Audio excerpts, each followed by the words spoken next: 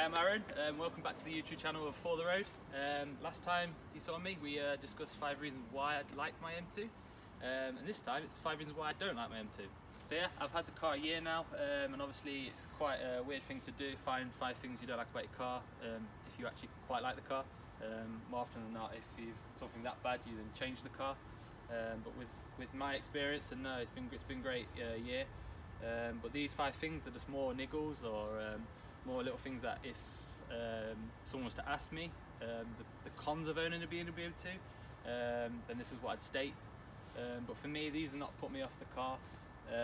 I'd say that the pros, which I discussed in the last video, probably far outweigh the cons.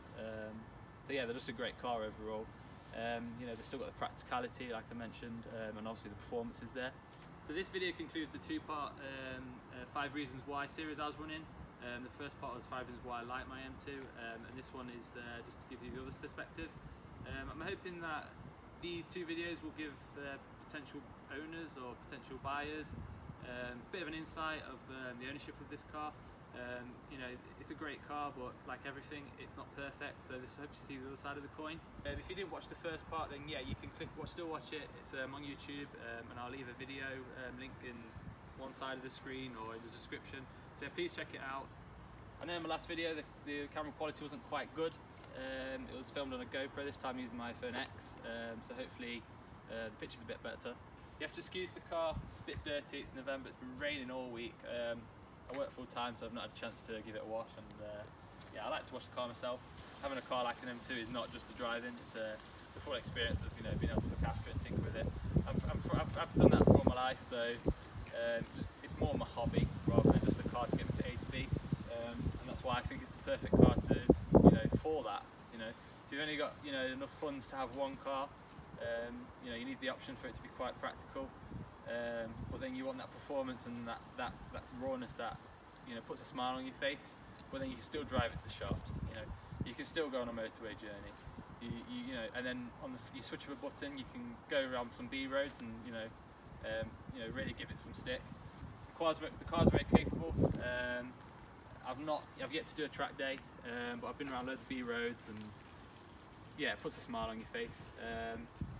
The tyres. Well, the Michelin Pilot Super Sports. I've not tried the Cup 2s or the 4Ss, but to me these are the best tyre available. Especially for this car. I mean, they're great in the wet, and on a hot day you can feel the thing. I'll go after a drive. I'll go back to the tyre and I feel it's really hot, and there'll just be everything I've driven on. Nails, bits of tyre, leaves, sticks. You may notice it's got dark, and you may notice I'm now wearing glasses.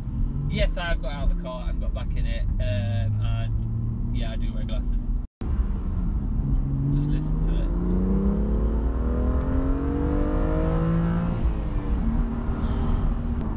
So I'll start with the interior.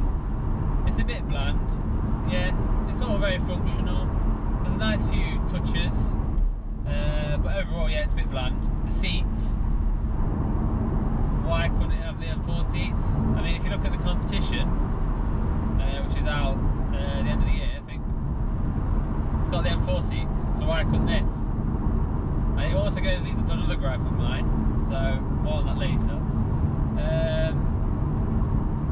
Yeah, it's just, there's not a lot. If you look at the rivals, Mercedes and Audi do a really nice interior, so you think BMW would try and do a bit better. But I know someone with the new 5 Series, and that is a step in the right direction, but they always seem to be a generation or 2 behind their competitors in the interior front. But on the flip side, that's not why I bought the car, and it's not put me off having the car, so read into that as you will. So point number 2 would be the electronic gadgetry that keeps you on the road. It's electronic diff. It's a limited slip diff, but it's electronic. Correct me if I'm wrong on any of these details, by the way. The steering is electric, and there's,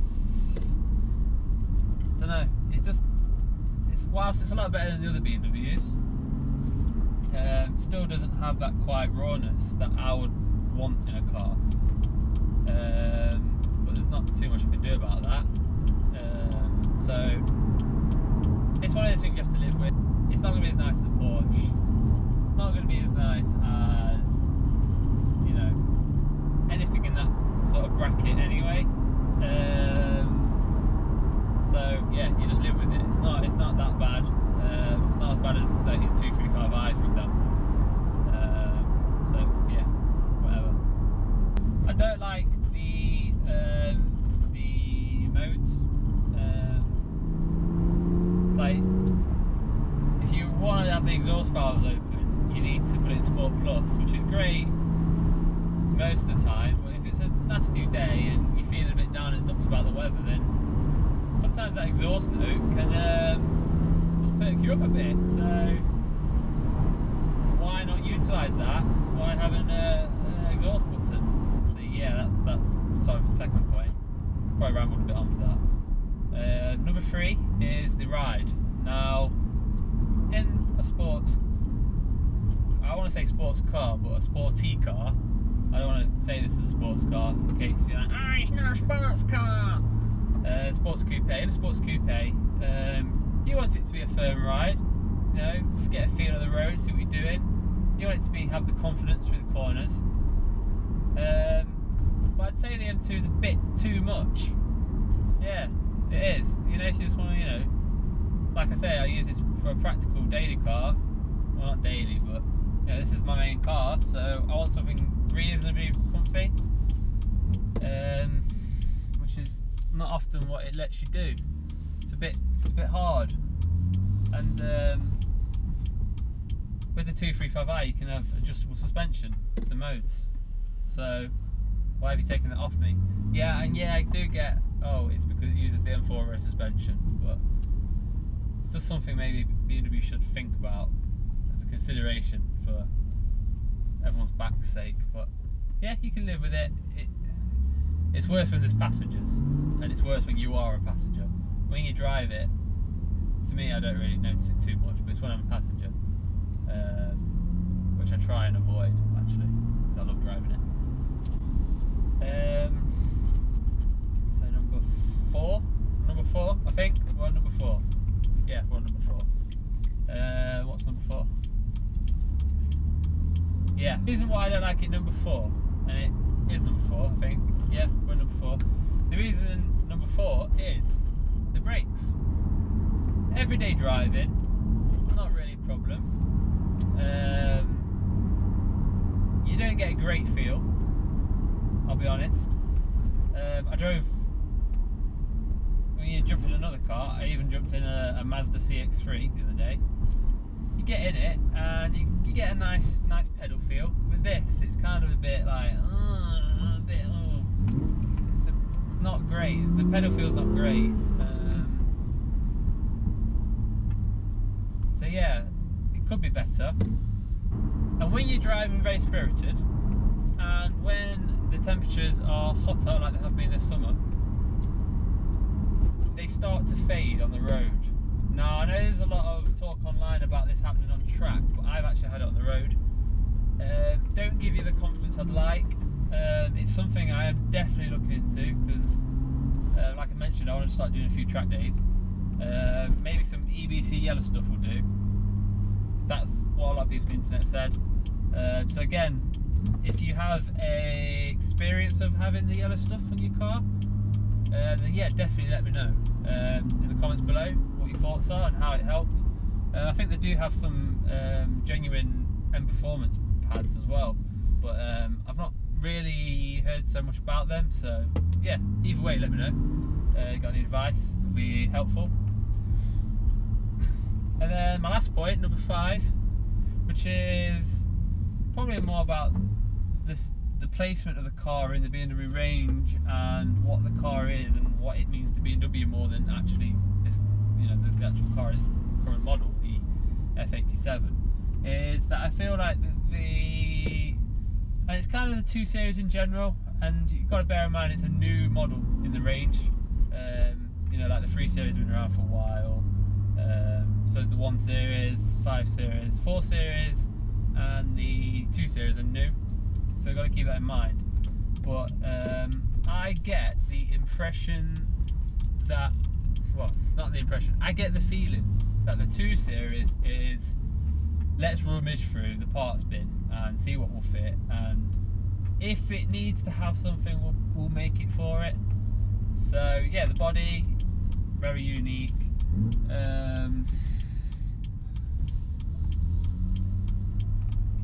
The rear interior, very unique. But then they put an N55 in an M2. And I know they've released the S55 in the competition, but why?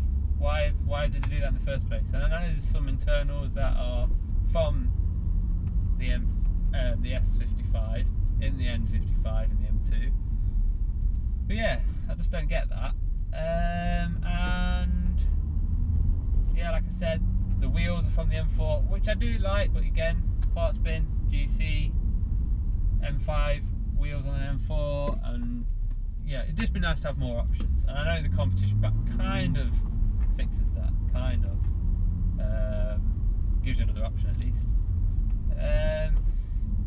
Yeah, there's parts of the interior that you see on the lesser, you know, I jumped in my brother's 1 Series and it wasn't too dissimilar to my M2, which is great, you know, in some sense, because you're getting good value in the BMW range. So yeah, you know, look into that as what you want.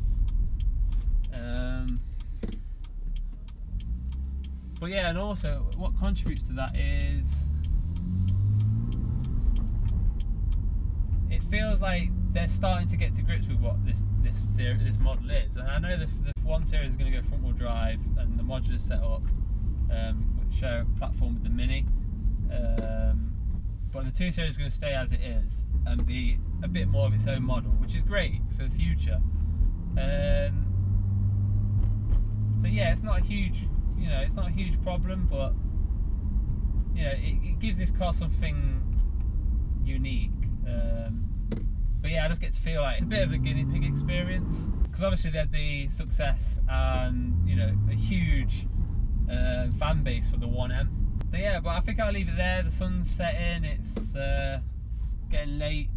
Gonna have a drink, so I'll just end up rambling on, and it sounds like a rant, and it sounds like I'm not rating this car very much. So to wrap it up, thank you for watching. If you haven't done so already, don't forget to subscribe. The support is appreciated, and you know, it helped me carry on to produce videos like this. And also, don't forget to give me feedback. You know, I'm very open to suggestions, and whether that's about the production or even about ideas for new videos. You know, I'm happy to you know, collaborate with others and share experiences I go to, like events. So yeah, let me know. So I have an Instagram account. You'll find my Instagram tag above or in the description below. It's AaronFTR. I'm quite active on there. It's a car focused account. It's mainly just me and seeing cars I see out and about. So yeah, give me a follow. For me today, again, I really appreciate your support. Thank you so much for watching. And yeah, I'm just going to sign off. So thanks. So a bit of a review on the Easy 700. I've got the 350s, the 500s, and now a pair of 700s. These are by far the best shoes to drive in, especially in a manual. The other ones have got, you know, they're quite chunky and quite wide, and these are a bit narrower and they're a bit easier to change, you know, the gears with the pedals, and you know, don't tread on yourself. And obviously they're not as chunky, but still, they're comfy.